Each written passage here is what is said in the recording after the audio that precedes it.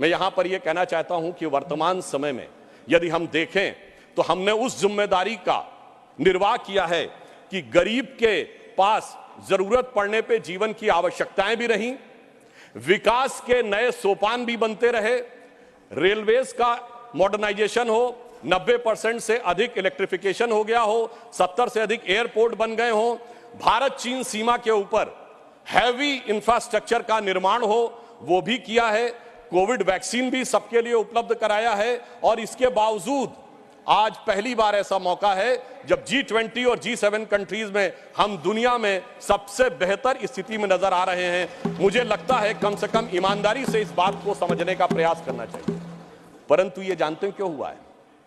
कारण यह है कि प्रधानमंत्री श्री नरेंद्र मोदी जी इस बात को भली भांति उन्होंने समझा कि उनका धन को किस मार्ग से व्यय करना चाहिए। मैं कोट करता हूं, हमारे धर्मशास्त्रों में कहा गया है, धनात् धर्मः तथा सुखम।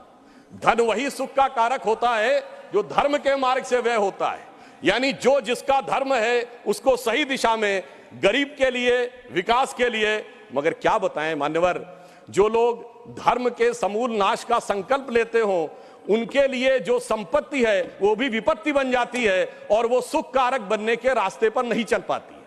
परंतु मैं कहना चाहूंगा कि मोदी जी के नेतृत्व में उन्होंने जैसी युक्ति बनाई है उस कारण से जो आर्थिक विपत्ति थी वो अब संपत्ति की तरफ बढ़ती हुई नजर आ रही है। अब यहां पर मैं एक और बात भी कहना चाहूंगा मान्यवर, कई बार लोग ये कहते हैं कि साहब आप लोग आर्थिक विषय की बात करते हैं, मगर मैं ध्यान दिलाना चाहूंगा कई बार आर्थिक विषयों की बात करते करते लोग किसी दूसरे विषय पे चले जाते थे। मैं ये याद दिलाना चाहता हूं कि एक दौर था मान्यवर जब भारत की अर्थव्यवस्था का मजाक उड़ाया जाता था। क्या कहा जाता था? ये 2% से ऊपर कभी ग्रो ही नहीं कर सकते। इसको कहा जाता this is the Hindu growth rate. ये कह के हमारा मजाक उड़ाया जाता था कि ये कभी 2% से ऊपर ग्रो नहीं कर सकते मान्यवर। मगर जब से हम लोग आए हैं, यानी जो लोग कहते हैं कि उन्हें हिंदू ग्रोथ रेट ज्यादा अच्छी लगती थी, अब ये 7.8% की हिंदुत्व की ग्रोथ रेट है, क्योंकि अब वो लोग आए हैं जो हिंदुत्व में विश्वास करते हैं। और मैं ये भी एक याद दिलाना चाहता हूं, इसे कोई संयोग माने या दैव योग माने, मान्यवर जब भारत स्वतंत्र हुआ, इस बार की दीपावली के लिए मैं एक और बात भी कहना चाहूंगा, एक नया परिवर्तन भारत का जानते कैसे आया?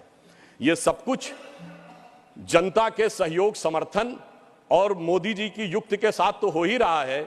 एक नया स्वरूप भी भारत का उभर रहा है। वो क्या है? जब मान्यवर देश आजाद हुआ तो उस समय भारत की अर्थव्यवस्था पे ताला लगा हुआ था। हमारे तुरंत विपक्षी लोग कहते साहब कुछ था नहीं, बहुत कुछ हम कर नहीं सकते थे। और जब ताला खुला उस समय श्री राम लला विराजमान भी ताले में ही थे। जैसे ही राम मंदिर का आंदोलन शुरू हुआ, अर्थव्यवस्था के अंदर भी नया परिवर्तन शुरू हुआ। 90 से 92 का ही दौर है अर्थव्यवस्था में भी बदलाव का, भारत की अर्थव्यवस्था के खुलने का, भारत की राजनीति की व्यवस्था के भी बदलने का। और यही वो दौर है जिस समय विवादित ढांचा भी गिरा और नेहरूवियन मॉडल भी समाप्त हुआ। यानी अगर आप देखें तो वो दौर था जब फॉरेन एक्सचेंज रिजर्व भी 1 बिलियन पे था। परंतु मैं ये याद दिलाना चाहता हूं, कुछ लोग लगेगा ये तुलना है क्या, तो मैं ये भी याद दिलाना चाहता हूं, उसके बाद एक बड़ा दौर आया जब 2003-4 में, आप याद करिए, हम करंट अकाउंट सरप्लस कंट्री बने। 2003-4 के चौथे क्वार्टर में हम सबसे तेजी से बढ़ने वाली अर्थव्यवस्था हुई और इंडिया सक्सेस स्टोरी 2003-4 में कही जाने लगी। यही वो दौर था जब खुदाई हुई और 70 खंबे निकले थे, जहां से साबित हो गया था कि श्री राम लला विराजमान के पास ही वो मंदिर है। अब आप आइए साहब, उसके बाद 2019 में जब जजमेंट आया तो तब 1 बिलियन था, जब खंबे निकले तो फॉरेन एक्सचेंज रिजर्व 100 बिलियन था, अब मोदी जी के नेतृत्व में 500 बिलियन पहुंच गया। और इतना ही नहीं मान्यवर, अब जब राम मंदिर बनने जा रहा है तो हम 5वीं बड़ी अर्थव्यवस्था है, चौथे बड़े स्टॉक एक्सचेंज है, तीसरे बड़े ऑटोमोबाइल मैन्युफैक्चर हैं, दूसरे बड़े मोबाइल के मैन्युफैक्चर हैं, इंफ्रास्ट्रक्चर में इन्वेस्ट करने वाले हम नंबर 1 के देश हैं और चांद के छूते कोने को छूने वाले देश भी बन गए हैं। और अब अगर आप देखें तो हम G20 में सबसे ऊपर बढ़ते चले जा रहे हैं।